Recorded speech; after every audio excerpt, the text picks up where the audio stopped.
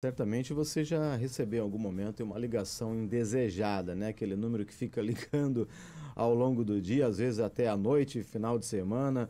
E a Anatel adotou uma medida que promete reduzir as ligações telefônicas de telemarketing, aquelas que são indesejadas. É uma tentativa, né?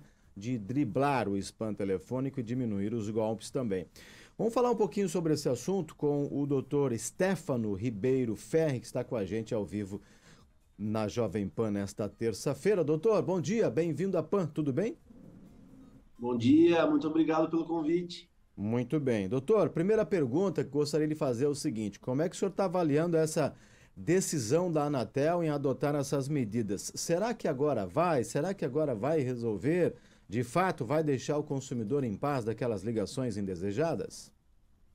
Exatamente, eu entendo que é uma decisão muito positiva e deve sim ser vista com bons olhos, ao passo que ela confere maior transparência para o consumidor, que, como a gente sabe, já sofre há muito tempo com essas ligações indesejadas, né? Então, essa proibição de que uma empresa de telemarketing continue ligando para uma mesma pessoa através de diferentes números é uma medida que aumenta a possibilidade de bloqueio dessas chamadas quando o consumidor não quer continuar recebendo, né? Porque antigamente, ou ainda hoje acontece, você não consegue bloquear esse tipo de chamada. Então, eu acho que não é uma medida que sozinha vai resolver o problema para todo mundo, mas é sim um passo importante que já deveria ter sido dado pela Anatel. Na prática, doutor, como é que vai funcionar, né? A gente há uma expectativa em relação a prazo para que de fato o consumidor faça esse bloqueio ou isso vai ser automático? Como é que vai impactar no dia a dia do consumidor, hein?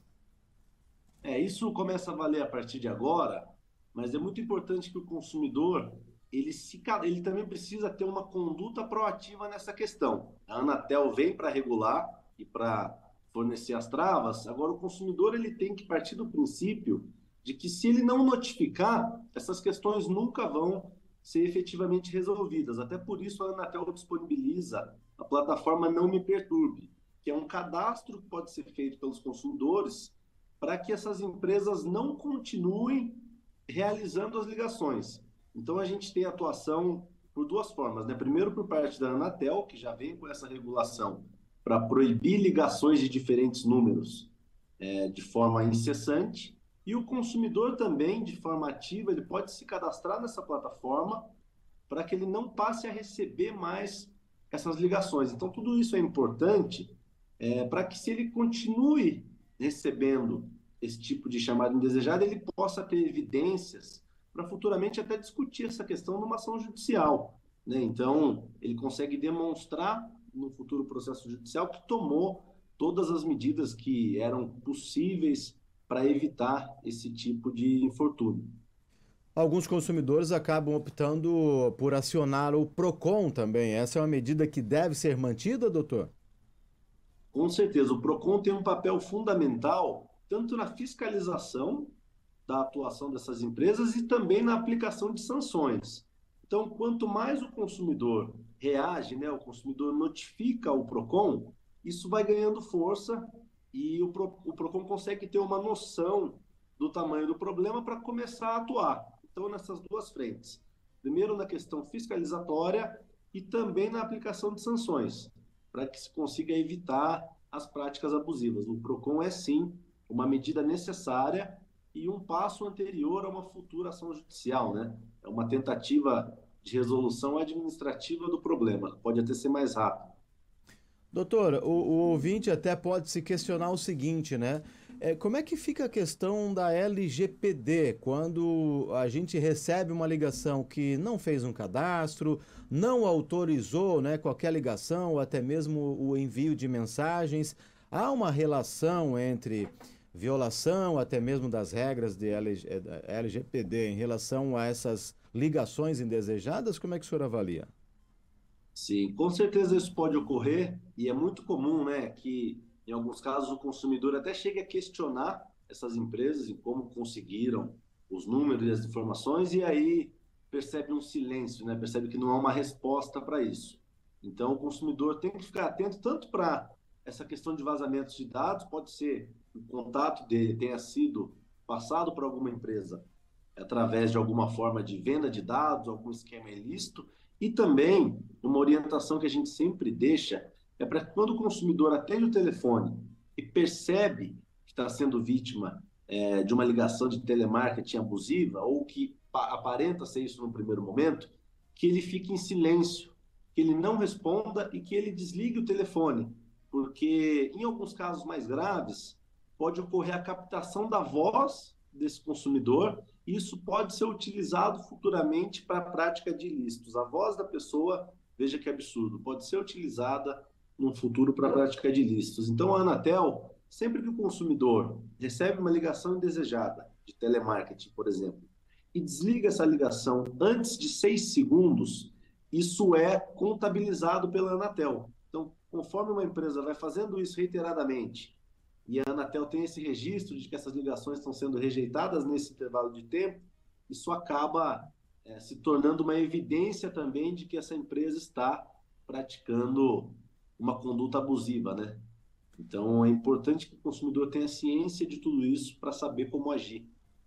Eu imagino que no Brasil, né, doutor, muitas empresas estejam nessa condição e sendo alvo até mesmo de reclamação do consumidor, né, nesse momento.